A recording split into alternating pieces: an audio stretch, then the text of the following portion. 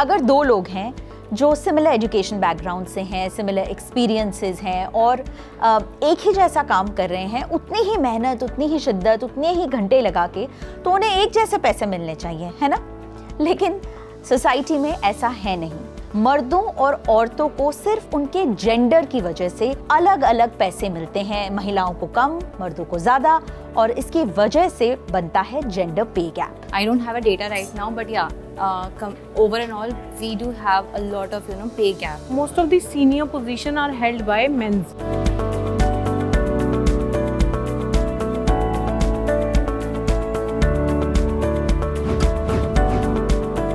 ऐसे बहुत से ऑर्गेनाइजेशंस हैं जहाँ पर लोगों को लगता है कि विमेन आर लायबिलिटीज़, मतलब ये अपने काम को लेकर सीरियस नहीं है, ये काम को एज हॉबी ट्रीट करते हैं। ये सोशल इनजस्टिस है, लेकिन इसको जस्टिफाई करने के लिए ऑर्गेनाइजेशंस के पास बड़े बहाने हैं। वो कहते हैं कि महिलाएं हैं, लड़कियां हैं, तो हर महीने उनको पीरियड्स होंगे तो वो छुट्टी लेंगी, बीमार पड़ेंगे, घर में कोई बीमार होगा तो औरतों को ही छुट्टी लेके उनकी सेवा करनी पड़ेगी, which is actually untrue, because हम लोग लायबिलिटी नहीं असेट्स हैं। अगर एक आदमी सैलरी नेगोशिएट करने तब जाता है अपनी सेम एक्सपीरियंस के साथ, हाँ, तो उसको असर्टिव माना जाता है, एम्बिशियस माना जाता है। वहीं दूसरी तरफ अगर एक औरत जाती है अपनी सैलरी नेगोशिएट करने के लिए, अपनी सैलरी के बारे में बात करने के लिए, तो उसे टेम्परामेंटल माना जाता है और पेन माना जाता है। हाँ, अगर सेम जॉब है, सेम काम है और सेम एक्सपीरियंस है तो अनफेयर है, चाहे फिर वो लड़की हो चाहे लड़का हो, दोनों के लिए अनफेयर हो सकता है। और अगर एक्सपीरियंस ज़्यादा है तो फिर तो कोई इशू ही नहीं है ना। ये डिपेंड करता है ऑर्गेनाइजेशन के ऊपर कि वो कितना रिस्पेक्ट करते हैं सभी जेंडर्स को।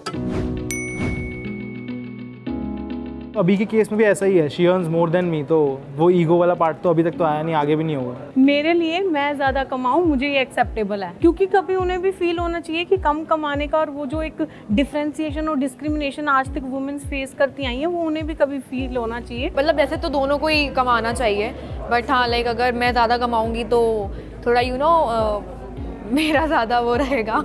I am very ambitious, I won't accept if I am earning less. कहीं ना कहीं मुझे लगता है कि दो लोग अगर साथ हैं तो दोनों को साथ में सक्सेसफुल होना चाहिए, ना कि हमें एक दूसरे से को लेकर इन्फीरियरिटी होनी चाहिए कि हाँ यार ये क्यों ज़्यादा अर्न कर रहा है या मैं क्यों ज़्यादा अर्न कर रही हूँ।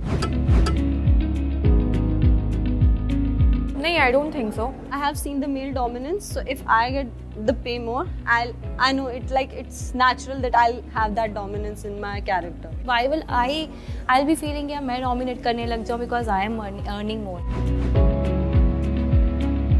पैसा तो क्या है यार, पैसा तो कभी भी कमा सकते हो आप, लेकिन एक बार अगर प्यार चला गया तो आई थिंक पैसा मायने नहीं रखता ना प्यार के सामने। अगर सिर्फ प्यार है और पैसा नहीं है तो इट वोंट सस्टेन, बट सिर्फ पैसा है और प्यार नहीं है, it is of no value. मैं प्यार को ज़्यादा इंपॉर्टेंस दूंगा as compare to money.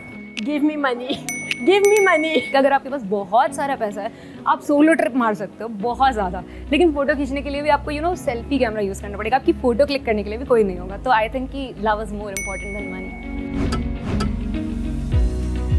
Women को भी उतने ही राइट्स देने चाहिए जितने मेन को है। काबिलियत के हिसाब से जो है उनके रेम्युनरेशन को आप डिसाइड करिए। सबसे पहले तो फीमेल्स को एक कंफर्टेबल इन्वायरमेंट दिया जाए। Why organization think that men are more capable and women are not? And not just organizations, women themselves don't realize how they're being played by this patriarchal mindset. As an organization, we have been driving inclusion and advocating fairness practices. We are equally capable, we are equally strong, and we can hold the front line just as men. We have the leadership team with equal women and men working and giving their contribution equally and promoting equal opportunity at work.